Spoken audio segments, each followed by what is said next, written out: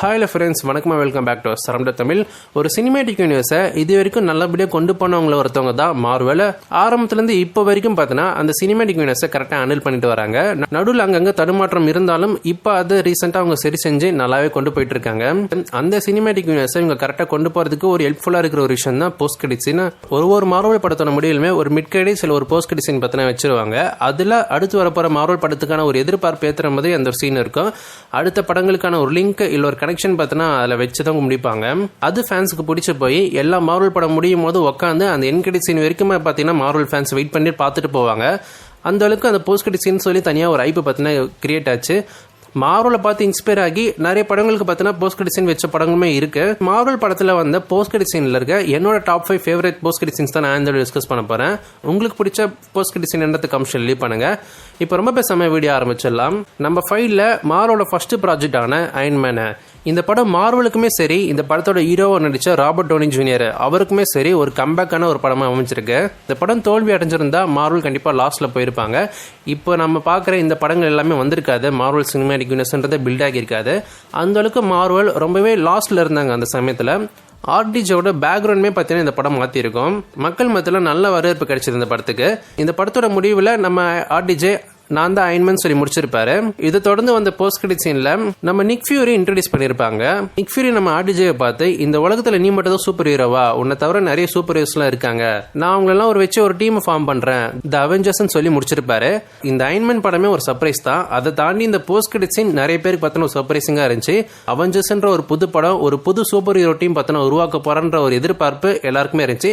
கண்டிப்பா அவெஞ்சர்ஸ்னு ஒரு டீம் உருவாக்க போறாங்கன்னா அதுல வரப்போற சூப்பர் ஹீரோஸ்க்கு தனித்தனி படங்கள் வரப்போகுதுன்ற ஒரு எதிர்பார்ப்புமே இருக்கு. கேப்டன் அமெரிக்கா, ஹல்க், தார் இந்த மாதிரி நிறைய சூப்பர் ஹீரோஸ்க்கு தனி படங்கள் வரப்போகுதுன்ற ஒரு எதிர்பார்ப்பு இந்த போஸ்ட் கிரெடிட்ஸ் மூலமா ஒரு ஐப் பத்தின வந்துச்சு. இந்த மார்வல் சினிமேட்டிக் யூனிவர்ஸோட ஆரம்பமா அயன்மேன் படமும் சரி, அந்த படத்துல வந்து போஸ்ட் கிரெடிட்ஸ் சினிமே பக்காவா அமைஞ்சிருக்கு.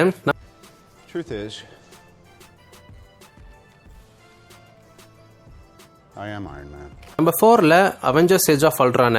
அவெஞ்சர்ஸ் ஃபர்ஸ்ட் பார்ட்க்கு அப்புறம் ரெண்டாவது அவெஞ்சர்ஸ் ஏஜ் ஆஃப் அல்ட்ரான் சொல்லி ஒரு படம் உருவாகுது. இந்த படத்துல நம்ம அல்ட்ரான் தான் வில்லனா காமிச்சிருப்பாங்க. அல்ட்ரான் எப்படியும் நம்ம அவெஞ்சர்ஸ் டீம் எல்லாருமே ஒன்னா சேர்ந்து டெஃபீட் பண்ணிடுவாங்க. இந்த படத்தோட முடிவில் நம்ம தானோஸை இன்ட்ரோடியூஸ் பண்ணிருப்பாங்க. ஐ மீன் தானோஸை இது ஃபர்ஸ்ட் டைம் இன்ட்ரோடியூஸ் பண்றது கிடையாது. இதுக்கு முன்னாடி அவெஞ்சர்ஸ் பார்ட் 1 அந்த படத்துல இன்ட்ரோடியூஸ் பண்ணிருப்பாங்க. அந்த படத்துல அவர் களத்துல இறங்கியிருக்க மாட்டாரு. ஜஸ்ட் அவர் கீழே இருக்க அடியாட்களை அனுப்பிச்சு அந்த மாதிரி தான் இந்த சூப்பர் ஹீரோஸை டெஃபீட் பண்றதுக்குலாம் பார்த்திருப்பாரு. இந்த படத்தோட போஸ்ட் கிரெடிட் சீன்ல அவர் அந்த இன்ஃபினிட்டி கார்னெட்ல அவரோட கையால எடுத்து I'll do it myselfன்ற மாதிரி நானே களத்துல இறங்கி எல்லாரையுமே முடிக்கிறேன்ற மாதிரி அந்த ஒரு சீன் அமைச்சிருப்பாங்க. இதுக்கு முன்னாடி தானோஸை டீஸ் பண்ற சீக்வன்ஸை விட இது எனக்கு பிடிச்சிருந்துச்சு. ஏன்னா இதுக்கு முன்னாடி காமிச்ச சீன்ஸ் எல்லாமே அவர் சேர்ல உட்காந்துட்டு இருக்க மாதிரி காமிச்சிருப்பாங்க. அது பெருசா இம்பாக்ட்ஃபுல்லாவே இருக்காது. அதை தாண்டி நானே இறங்கி வரேன்டா அப்படின்ற சொல்ற அந்த ஒரு டைலாக் எனக்கு பிடிச்சிருந்துச்சு. அதுதான் தானோஸை இன்ட்ரோடியூஸ் பண்ற ஒரு நல்ல சீக்வன்ஸா அமைஞ்சிருக்கும். அதுக்கப்புறம் தானோஸ் அந்த இன்ஃபினிட்டி ஸ்டோன்ஸ் எல்லாமே கலெக்ட் பண்ற ஒரு வேலையில் இறங்கி இருப்பாரு. அதுதான் நீங்க அவெஞ்சர்ஸ் இன்ஃபினிட்டி வார் படத்துல பார்த்திருப்பீங்க. நம்பர் 3ல த மார்வல்ஸ். இந்த படத்து மேல பெருசா எதிர்பார்ப்பே இல்லை. நம்ம கேப்டன் மார்வல் படம் வந்திருக்க ஆரம்பத்துல படம் ரிலீஸ் ஆனதுக்கு அப்புறம் நிறைய பேருக்கு அந்த படம் பிடிக்காமலே போயிடுச்சு. அதை தொடர்ந்து கேப்டன் மார்வலை லீடா வச்சு பிளஸ் சப்போர்ட்டிங் ஆக்டர்ஸா Miss Marvel and Monica Rambeau இவங்க 3 பேருமே சேர்ந்து இந்த மார்வல்ஸ்ன்ற ஒரு படத்தை எடுத்திருக்காங்க. கேப்டன் மார்வலை தாண்டி இந்த படத்துல மிஸ் மார்வல் தான் அதிகமா ஸ்கோர் பண்ணியிருப்பாங்க. படம் ஃபுல்லா அவங்க தான் எனர்ஜெட்டிக்கா இருப்பாங்க. நம்ம கேப்டன் மார்வலுமே இந்த படத்துல சப்போர்ட்டிங் ரோல் மாதிரி தான் இருப்பாங்க. மிஸ் மார்வல், மோனிகா ரேம்போ இவங்க தான் மெயின் லீடுன்ற மாதிரி காமிச்சிருப்பாங்க. இந்த படம் பெருசா ஒர்க் அவுட் ஆகினாலும் இந்த படத்துல காமிச்ச அந்த ஒரு கிரெடிட் சீன், ஏன்னா இந்த படத்துல தான் எக்ஸ்மேனை இன்ட்ரோடியூஸ் பண்ணியிருப்பாங்க. அந்த எக்ஸ்மேன் சாகாக்கு ஒரு அடித்தளமா இந்த ஒரு சீன் பார்த்தா அமைஞ்சிருக்கும். நம்ம மோனிகா ரேம்போ வேற ஒரு ரியாலிட்டிக்கு போயிருப்பாங்க. அந்த ரியாலிட்டியில அவங்க அம்மாவை மீட் பண்ணுவாங்க, மரியா ரேம்போ. பட் அவங்களுக்கு ஞாபகம் இருக்காது, ஏன்னா அவங்க ஒரு வேற ரியாலிட்டியில இருக்காங்க. அவங்க ஒரு ஹாஸ்பிட்டல் பெட்ல இருக்கிற மாதிரியும் அங்க டாக்டரா நம்ம பீஸ்ட் வந்திருப்பாரு. எக்ஸ்மேல நீங்க பார்த்த பீஸ்ட் அவர் தான். அவர் நம்ம மோனிகா ரேம்போ பார்த்து நீ ஒரு வேற ரியாலிட்டிக்கு வந்திருக்கீங்க, இது இம்பாசிபிள், பட் நீங்க நம்பிதான் ஆகணும்னு சொல்லி அந்த ஒரு சீக்வன்ஸை பார்த்து நான் அமைச்சிருப்பாங்க. அஃபிஷியலா எக்ஸ்மேனை பார்த்தீங்கன்னா மார்வல் யூனிவர்ஸ்குள்ள கொண்டு வந்துட்டாங்க. கண்டிப்பா மார்வலோட அடுத்த ஃபேஸ் பார்த்தீங்கன்னா மியூட்டன்ஸ் சாகாவா தான் இருக்கும். எக்ஸ்மேனை வச்சு தான் நிறைய படங்களை பார்த்தீங்கன்னா பிளான் பண்ணிட்டு இருக்காங்க. அதுக்கு ஒரு அடித்தளமா தான் இந்த ஒரு சீக்வன்ஸ் அமைஞ்சிருக்கும். ஆனா இப்பேற்பட்ட படத்துல இந்த ஒரு சீக்வன்ஸ் பார்த்தா வைப்பாங்கன்னு நான் எதிர்பார்க்கல. நம்பர் 2ல Avengers infinity war. Age of Ultron படத்துல Thanos I'll do it myself சொல்லி அந்த இன்ஃபினிட்டி கான்ஃப்ளிக்ட்ல எடுத்து களத்தில் இறங்கியிருப்பாரு. இந்த படத்தில் இந்த இன்ஃபினிட்டி கான்ட்ராக்டில் வச்சு ஸ்டோன்ஸ் எல்லாமே கலெக்ட் பண்ணிடுவார். கலெக்ட் பண்ணது மட்டும் இல்லாமல் அவரோட மிஷினுமே ஒரு சக்ஸஸ்ஃபுல்லாக முடிச்சிருப்பாரு. உலகத்தில் இருக்கிற பாதி மக்களை ஆஃப் த ஹியூமனிட்டி பார்த்துன்னு அழிச்சிருப்பாரு.